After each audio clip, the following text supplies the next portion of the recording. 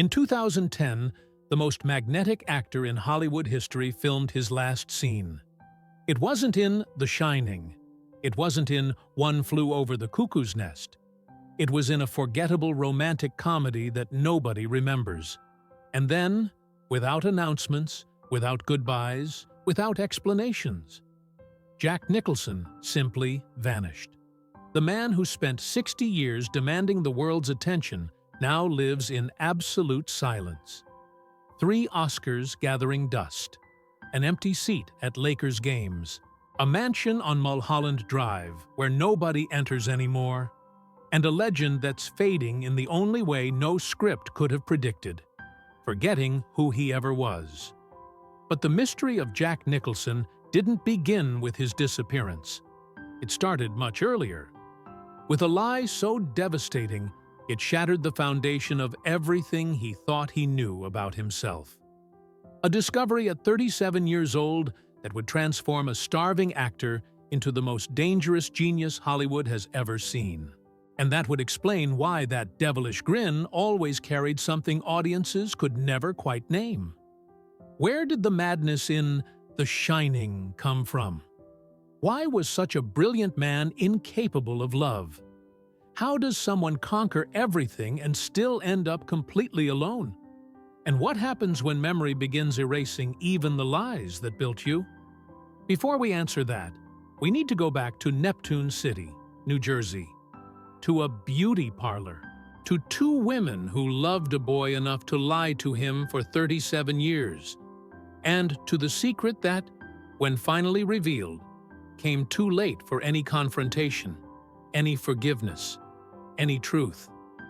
Because the greatest performance of Jack Nicholson's life was never in a movie.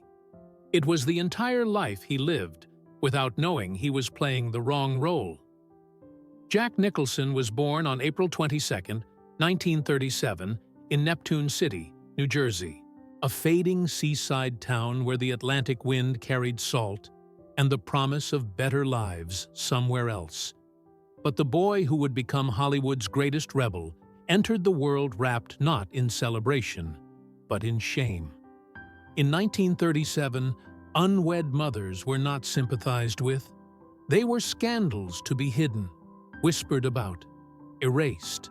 So June Nicholson, a beautiful 18-year-old showgirl with dreams bigger than Neptune City could contain, made a choice that would haunt her son for decades.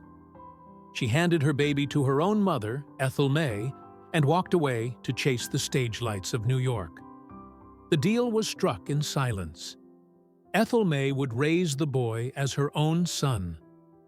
June would become his sister, visiting occasionally with gifts and stories, playing a role scripted by necessity and shame. And Jack, the baby at the center of this deception, would grow up believing a lie so complete that it became the architecture of his identity. He called Ethel May Mom. He called June June, his glamorous older sister who worked in the city and smelled of cigarettes and ambition. His childhood was not one of wealth, but of working-class dignity. Ethel May ran a beauty parlor out of their modest home. The sound of gossip and hair dryers filling the small rooms. Women came and went, their voices a constant hum, while young Jack absorbed their stories, their laughter, their cruelty, learning early that people performed versions of themselves, depending on who was watching. But something always felt wrong. A shadow he couldn't name. June's visits carried a strange weight, an intimacy that didn't fit the word sister. The way she looked at him sometimes, lingering too long. The way Ethel May's voice tightened when Jack asked questions about his father, a man he was told had left before he could remember. A ghost with no name, no face, no story. "Your father wasn't around," was all Ethel May would say, her jaw set, the subject closed. And Jack learned not to ask. Silence became the family language, and beneath it, something unspoken festered. He grew up fatherless in a town where other boys had dads who taught them to fish, to fight, to fix things. Jack had no one. just Ethel May's tough love and June's sporadic appearances, bright and fleeting like a comet that never stayed long enough to warm him. Years later, he would admit that the absence of a father carved a hole in him that he spent his entire life trying to fill. With characters, with women, with anything that might make him feel whole. But the real devastation was still waiting. In 1974, Jack Nicholson was 37 years old and already a star.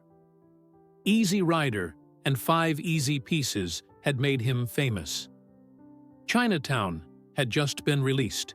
He was living the life June had once dreamed of, the one she had abandoned him to chase. And then a researcher from Time magazine, preparing a cover story on Hollywood's hottest actor, unearthed a truth buried in New Jersey birth records and whispered family secrets. June Nicholson was not his sister. She was his mother. Ethel May was not his mother. She was his grandmother. The father he had been told left? He had never been there at all. Some speculated it was June's married employer, a man whose name would never be confirmed. A shadow who had disappeared into the architecture of shame and silence. Jack received the news by phone. A researcher, apologetic, hesitant, asking if he knew. And in that moment, everything Jack thought he understood about himself shattered. The woman he called sister had given birth to him.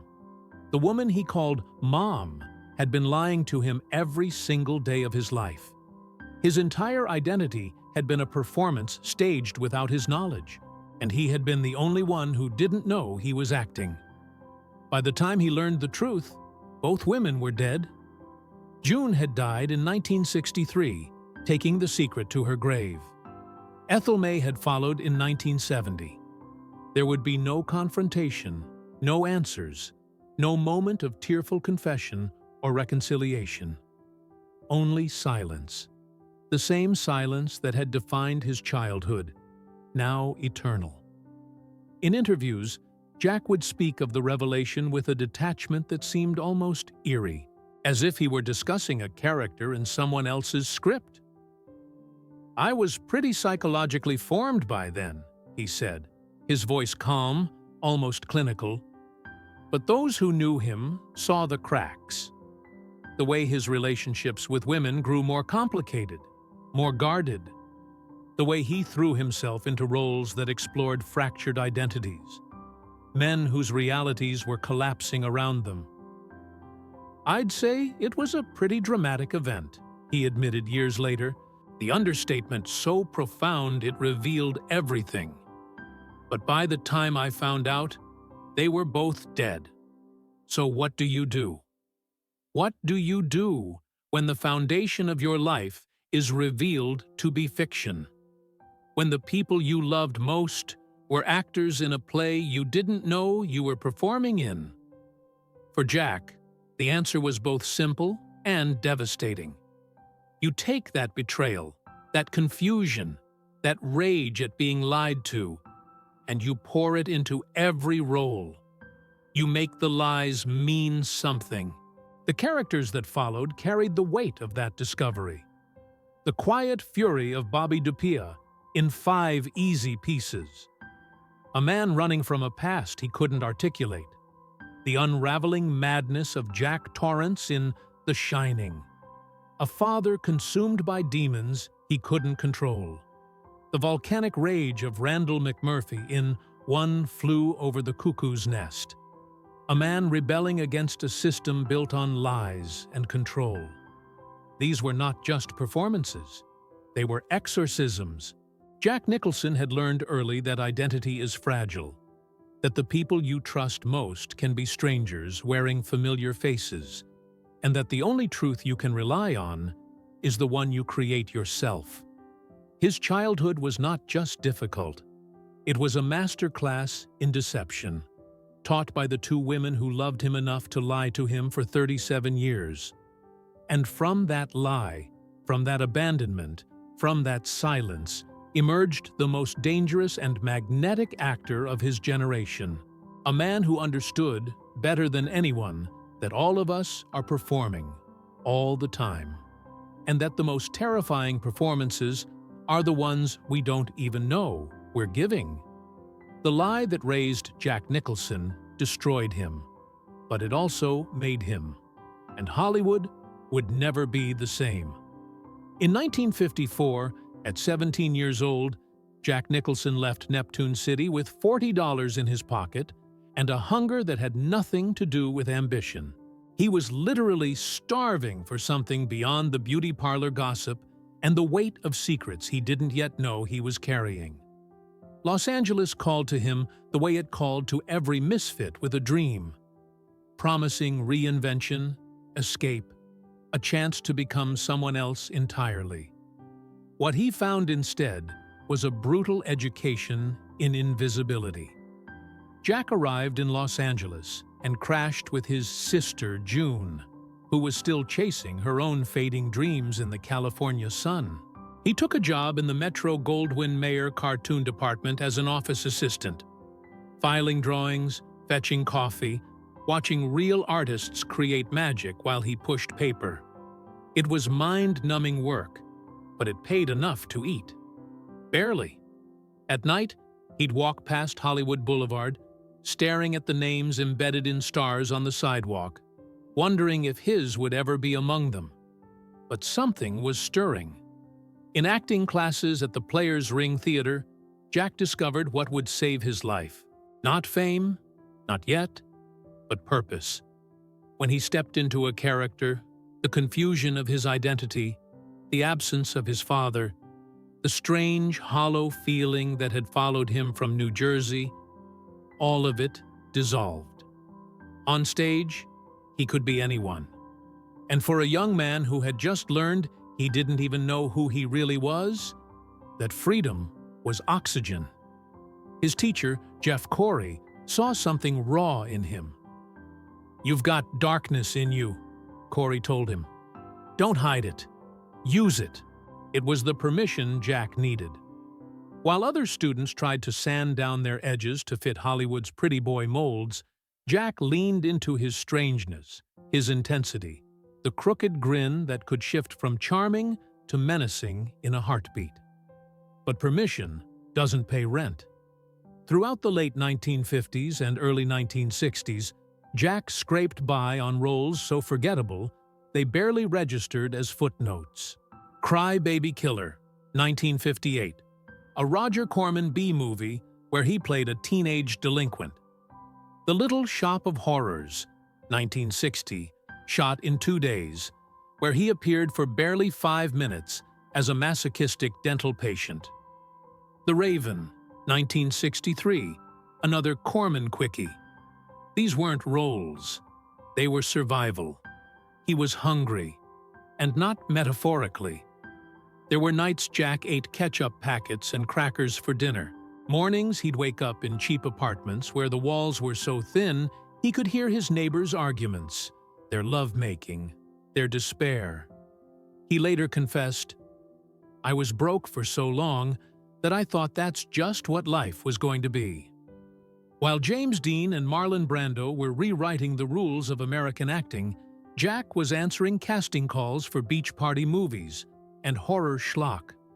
Casting directors saw his face, the receding hairline, the prominent features, the manic energy, and couldn't figure out where he fit. Too weird for leading men, too intense for comedic relief, too smart for the trash he kept getting hired for. But in the margins of Hollywood's B-movie underworld, Jack was learning.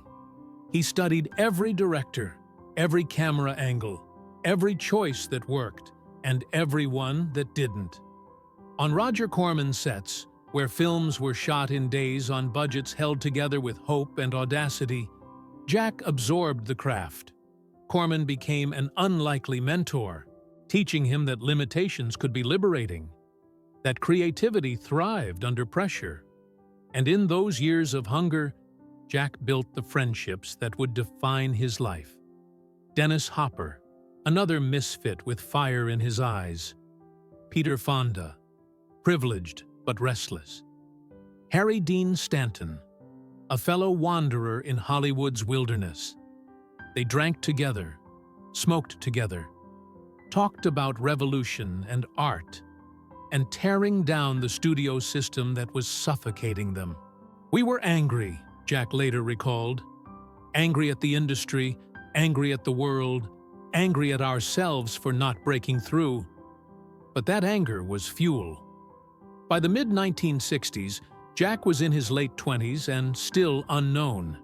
He'd been in Los Angeles for over a decade. And what did he have to show for it? A resume full of films nobody saw, and a bank account that mocked the word actor.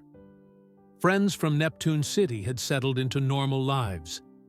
Families, stability. Jack was still chasing ghosts. He briefly tried writing. He co-wrote The Trip, 1967, a psychedelic film for Corman about LSD, pouring his frustration and philosophical searching into the script. It was a minor success, but writing wasn't his calling. He needed to be in front of the camera, needed to channel whatever was clawing at him from the inside. And then, in 1969, everything changed. Dennis Hopper and Peter Fonda were making a film called Easy Rider, a low-budget road movie about two bikers searching for America and finding only violence and hypocrisy. They needed someone to play George Hansen, a boozy Southern lawyer who joins them for part of the journey. Rip Torn was cast first, but dropped out. Hopper called Jack. "Can you do a Southern accent?" Hopper asked. Jack had never done a Southern accent in his life. "Absolutely," he lied. The role was small, only a few scenes, but Jack poured 15 years of hunger and rage and longing into George Hansen. He made the character vulnerable and funny and tragic. A man who sees the world clearly and knows it will destroy him for it. In one scene, sitting around a campfire, stoned and philosophical, Jack delivers a monologue about freedom that became the soul of the film. "They're going to talk to you about individual freedom," George says, his voice soft but laced with sorrow. "But they see a free individual, it's going to scare them." When Easy Rider premiered at Cannes in 1969, it detonated. Audiences erupted. Critics called it a generational masterpiece. And Jack Nicholson, the unknown actor who had eaten ketchup for dinner and slept in cars, became an overnight sensation at 32 years old. Except, it wasn't overnight. It was 15 years of rejection, poverty, and refusing to quit. Easy Rider didn't make Jack Nicholson. It revealed him. Everything he had endured, every B-movie, every casting rejection, every night wondering if he'd made a catastrophic mistake leaving New Jersey. All of it had been sharpening him into the actor the world was finally ready to see. He earned his first Oscar nomination for a role that was on screen for barely 20 minutes. Hollywood, which had ignored him for over a decade, suddenly couldn't get enough. The hungry years were over, but the hunger itself would never leave.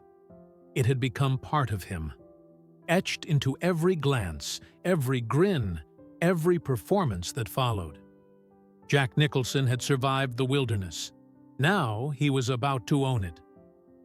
Easy Rider opened the door. What Jack Nicholson did next kicked it off the hinges.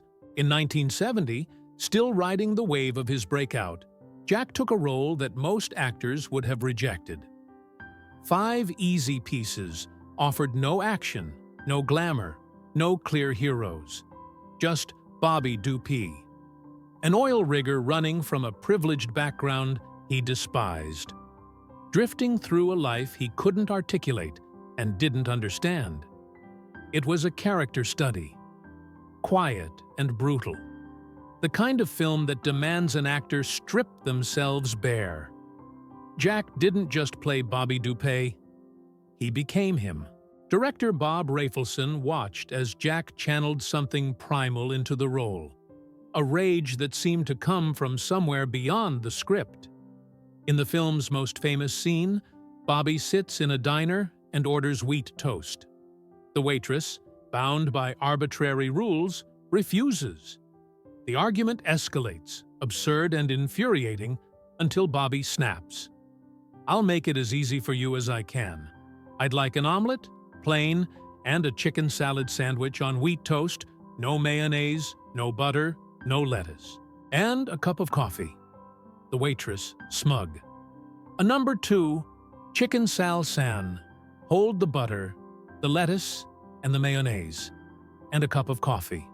Anything else?" Bobby, ice cold.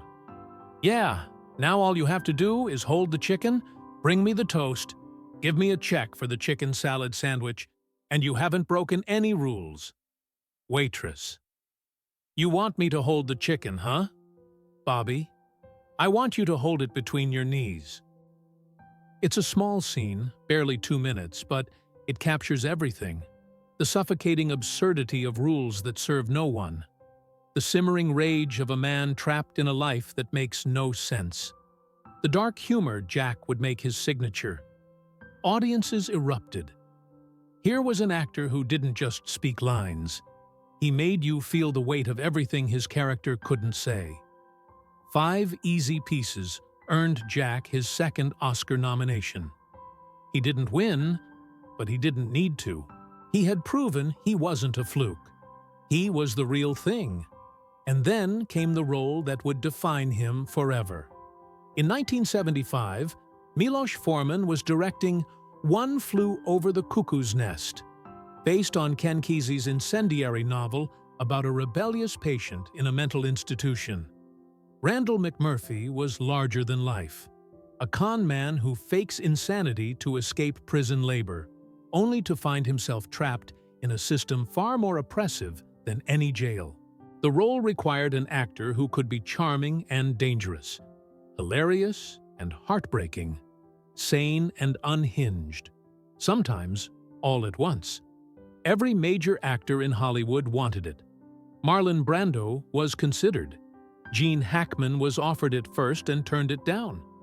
But producer Michael Douglas knew there was only one choice. Jack understood McMurphy, Douglas later said, because Jack had been fighting systems his whole life. Jack didn't just prepare for the role, he lived it.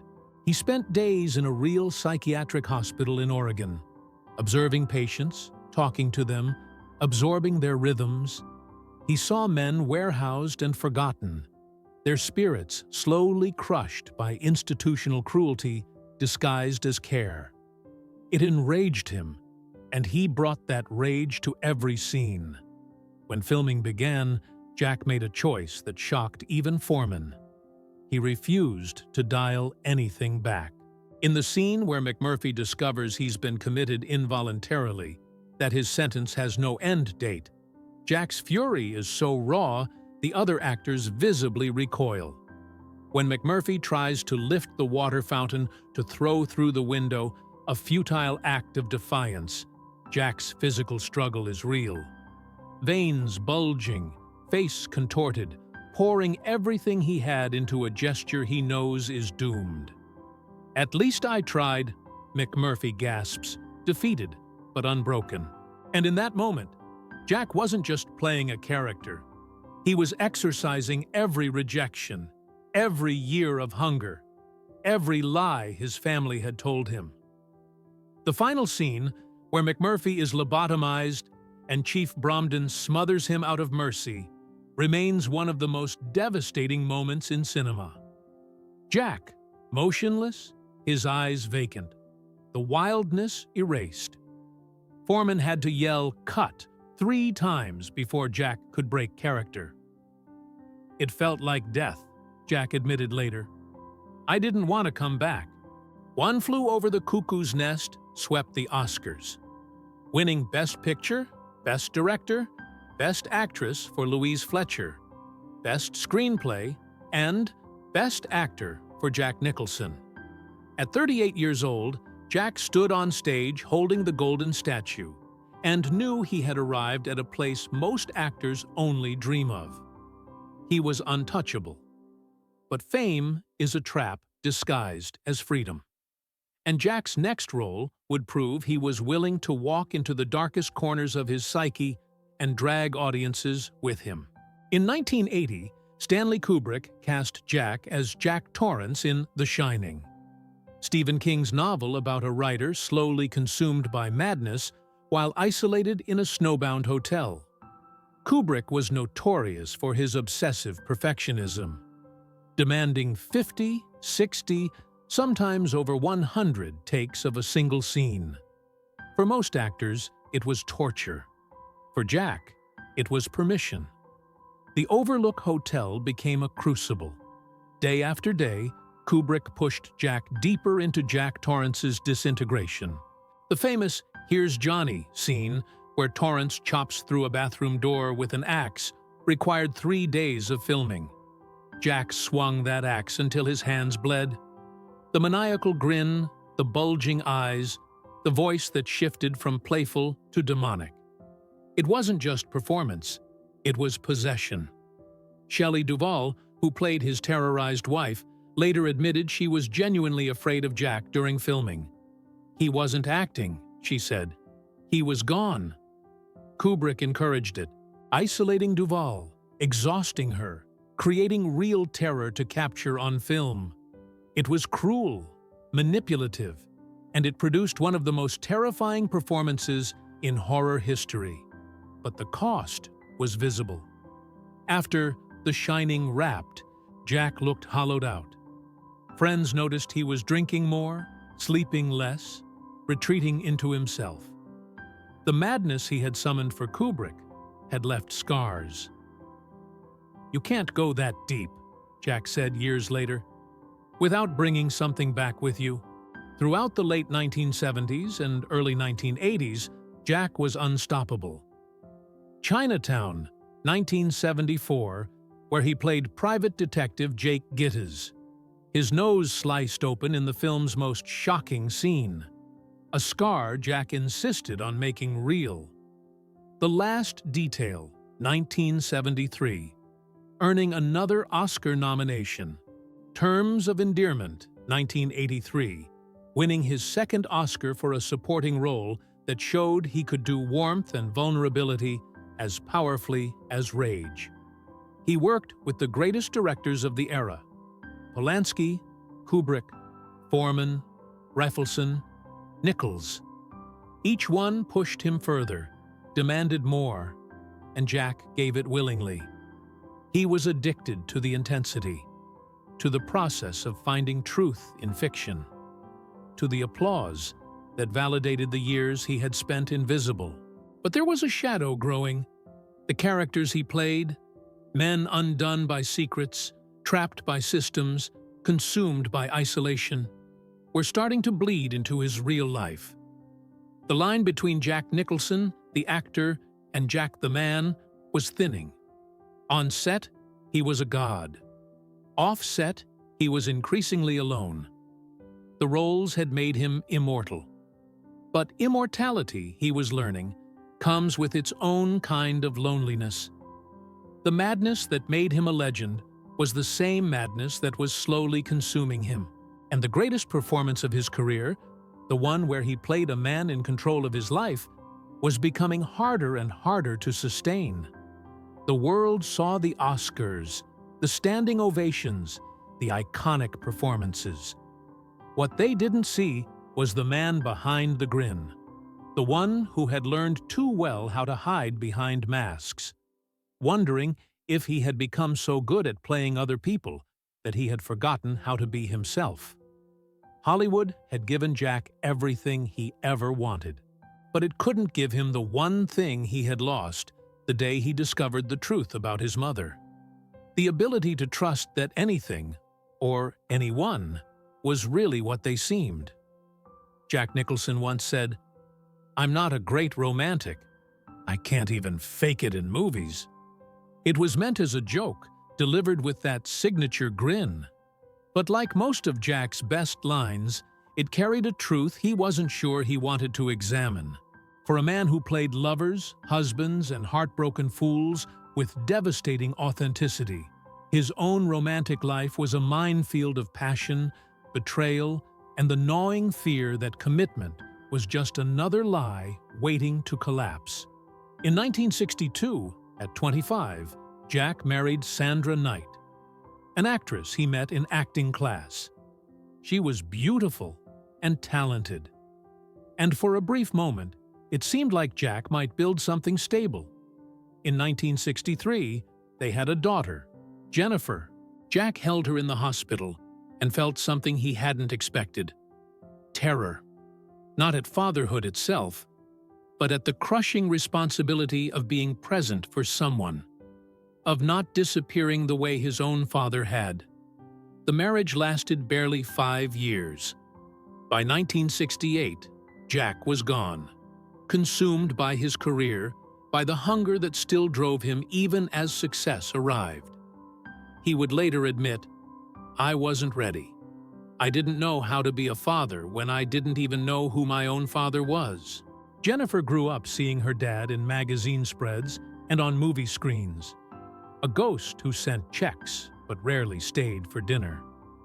But if Sandra Knight was a chapter, Jack closed quietly.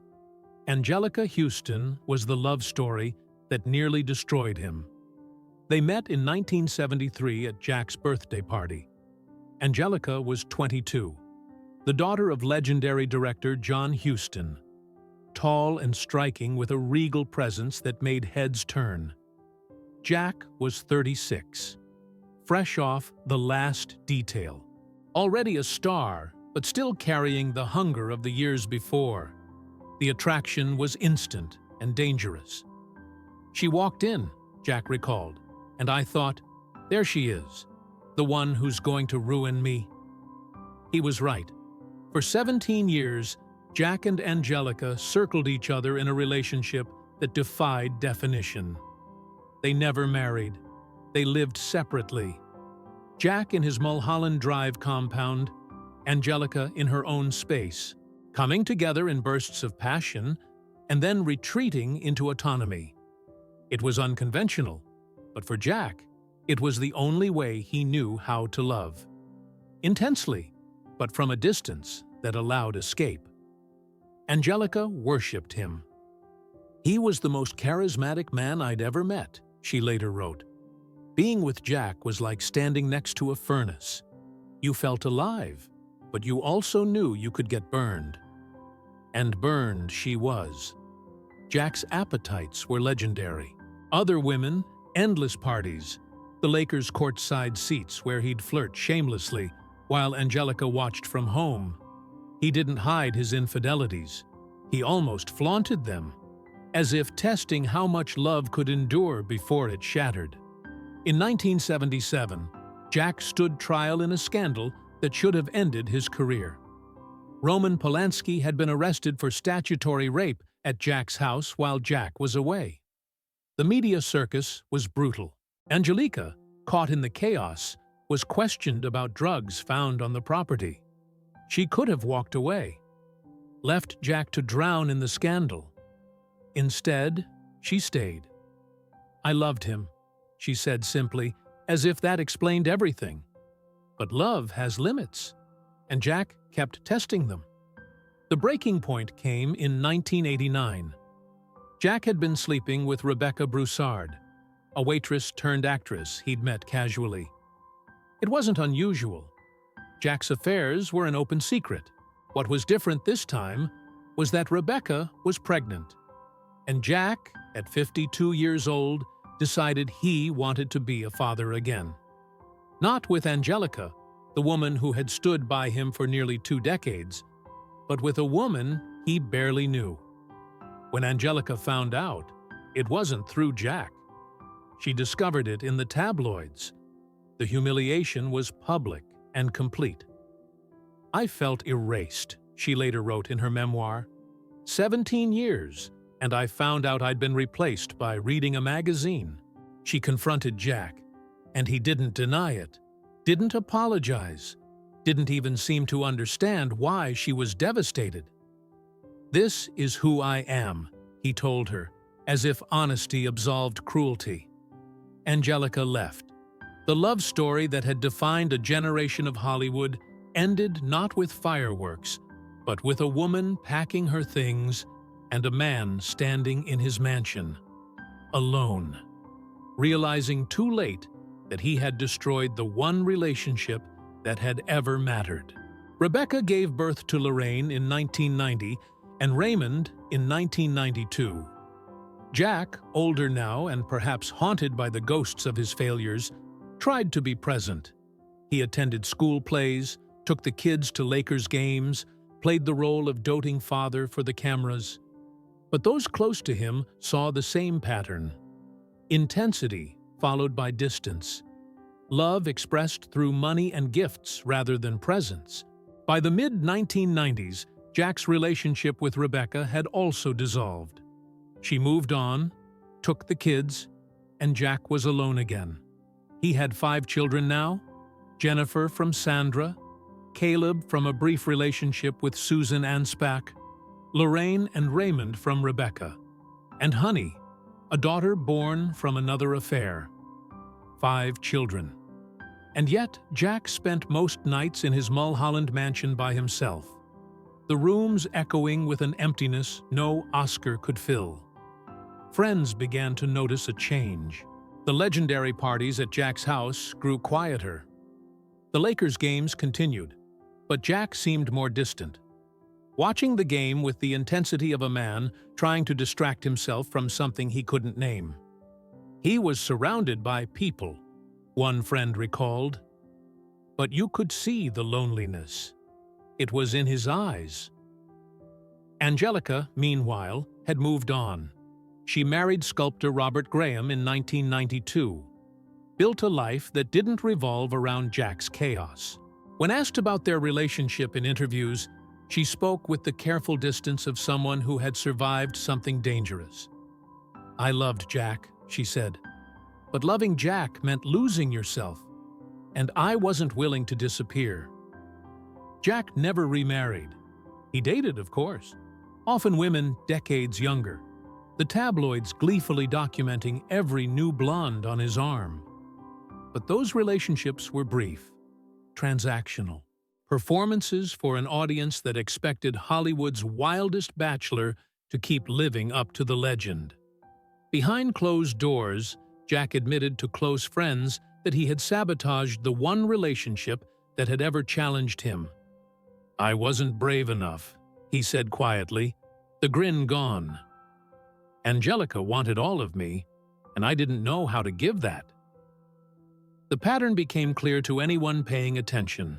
Jack Nicholson, the man who could inhabit any character, who could make audiences believe in love and loss and redemption, could not do it in his own life. The boy raised on a lie had learned not to trust permanence, not to believe that anyone would stay. So he left first, always. In As Good as It Gets, 1997, Jack played Melvin Udall, a misanthropic writer who tells the woman he loves, "You make me want to be a better man." It earned him his 3rd Oscar nomination and remains one of his most beloved performances. Audiences wept at the vulnerability, the hard-won redemption. But those who knew Jack saw the irony. He could play transformation beautifully. Living it was another matter. By the 2000s, Jack's romantic life had quieted to near silence. The parties stopped. The young actresses disappeared. What remained was a 70-year-old man in a mansion designed for crowds, eating dinner alone, watching basketball alone, sleeping alone. His children visited, but not often. Angelica lived her own life across town, their paths crossing only at industry events where they exchanged polite smiles and nothing more.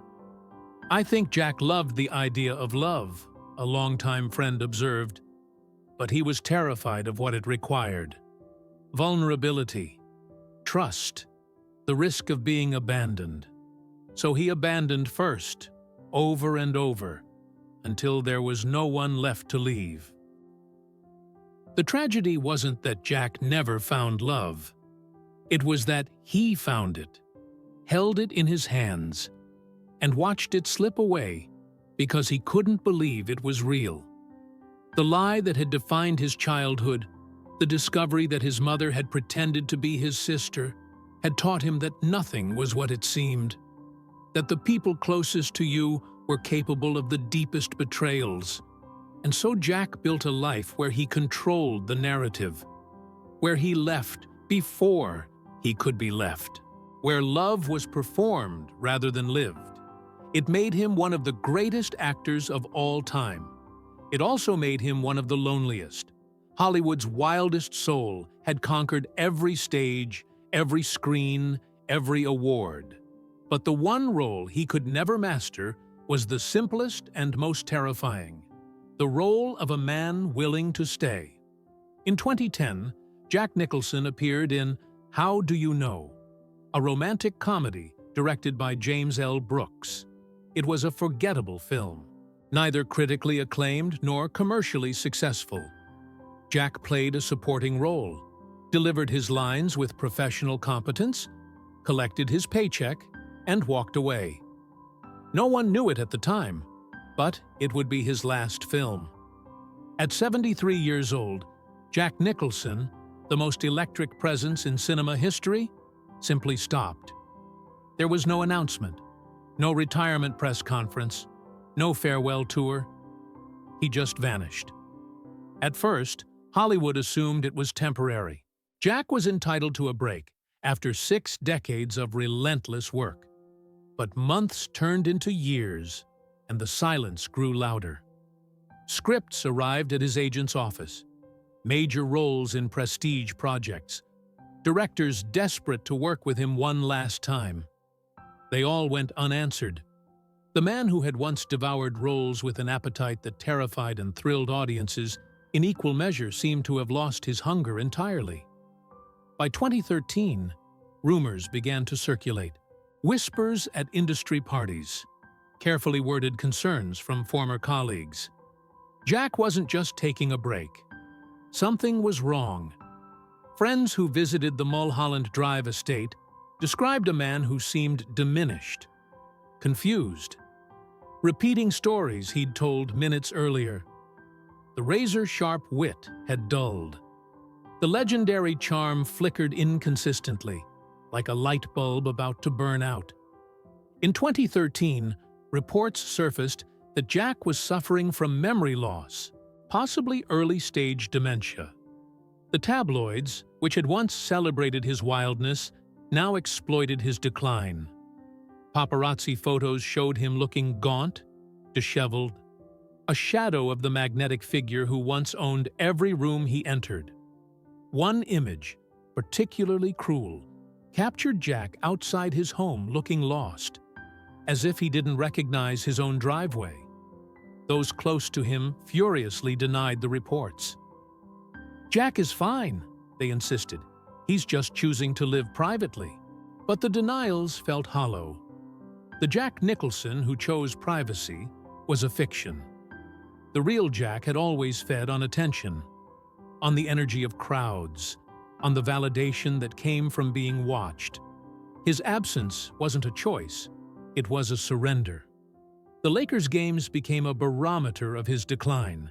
For decades, Jack had been a fixture at the Staples Center, courtside in his sunglasses, flirting with cameras. His presence as much a part of the game as the players themselves. After 2010, his appearances grew sporadic. When he did attend, he looked uncomfortable, as if the noise and chaos that once energized him now overwhelmed him. By 2020, he stopped going entirely.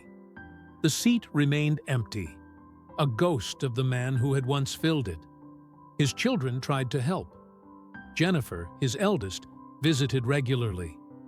Lorraine and Raymond, now adults themselves, checked in. But what do you do when your father, the man who made the impossible seem effortless, can no longer remember your name? When the voice that once commanded stages now trails off mid-sentence, searching for words that won't come. Friends stopped calling, not out of cruelty, but out of respect, or perhaps fear. They didn't want to see him like this, didn't want their last memories of Jack Nicholson to be of a man diminished. "It's heartbreaking," one admitted anonymously. "He was a force of nature, and now he's just fading." The mansion on Mulholland Drive, once legendary for its parties, became a mausoleum. The art collection, the memorabilia, the 3 Oscars gathering dust on a shelf, all of it surrounded by silence. Jack, who had spent his life performing, was now alone with no audience, no script, no role to hide behind. Just an 87-year-old man in a house too big for one person, trying to remember who he used to be. There were occasional sightings. In 2017, paparazzi caught him being driven to a medical appointment, hunched in the back seat. In 2019, a grainy photo showed him on his balcony, staring out at Los Angeles, the city that had given him everything and taken just as much. In 2021, reports emerged that he rarely left his bedroom, that caretakers managed his daily routine, that the man who once embodied rebellion now needed help with the simplest tasks. The industry that had celebrated him fell silent. No lifetime achievement tributes at the Oscars, no retrospectives at Cannes. It was as if Hollywood, uncomfortable with mortality, preferred to remember Jack frozen in time. The grinning devil of The Shining, the defiant rebel of Cuckoo's Nest, not the elderly man losing his grip on reality. But perhaps the cruelest irony was this: Jack Nicholson had spent his entire career playing men undone by secrets, consumed by madness, isolated by forces beyond their control. And now, in the final act of his life, he was living it. The boy who discovered at 37 that his entire identity was a lie was now losing even that fractured identity to the fog of dementia. His last public appearance of substance was in 2017. A brief moment at a Lakers game where cameras captured him looking frail and bewildered. He smiled for the camera, that famous grin still trying to perform. But the light behind it was gone. It was a haunting image, a reminder that even legends fade, that the wildest souls eventually quiet. That time is the one enemy even Jack Nicholson couldn't outrun. In 2024, a rare update from his family confirmed what everyone already knew. Jack was still alive, still in the mansion. But he was no longer the man the world remembered. The memories were slipping away. The performances he'd given, the women he'd loved, the roles that had defined generations, all of it dissolving like a film reel left too long in the sun. The Vanishing act was complete. Jack Nicholson, who had spent 60 years demanding the world's attention, had become invisible again, just as he'd been in Neptune City, just as he'd been in the Metro-Goldwyn-Mayer mailroom, just as he'd been before Easy Rider revealed him to the world. But this time, the invisibility wasn't a challenge to overcome. It was the final curtain, and unlike every role he'd ever played, there would be no standing ovation, no encore, no director yelling "cut" to release him from the performance. Just silence. The same silence that had defined his childhood, now claiming the end of his life. The legend remained, but the man behind it was already gone. Jack Nicholson gave us 60 years of performances that will outlive us all. Chinatown, The Shining, One Flew Over the Cuckoo's Nest. They aren't just films. They're monuments to what happens when talent meets trauma, when hunger meets opportunity, when an actor refuses to fake anything and instead bleeds truth onto every frame. But behind those immortal roles was a man shaped by a lie, driven by abandonment, incapable of the one thing he played so beautifully: lasting love. He conquered Hollywood, but couldn't conquer loneliness. He won 3 Oscars, but lost the women who mattered. He gave audiences everything and kept nothing for himself. Today, Jack Nicholson sits in silence. The memories fading, the performances dissolving into fog. The mansion is quiet. The grin is gone. The devil who once terrified and electrified the world is vanishing, one forgotten moment at a time. So what do we take from this? That greatness demands sacrifice? That genius and pain are inseparable? Or simply that even legends are human, fragile, mortal? Share your thoughts below. Subscribe to honor the artists who gave us everything, even when it cost them everything. And remember Jack Nicholson not just for the roles, but for the reminder that behind every unforgettable performance is a person who, like all of us, was just trying to make sense of a world that never quite made sense. The performance is over, but the legacy remains forever.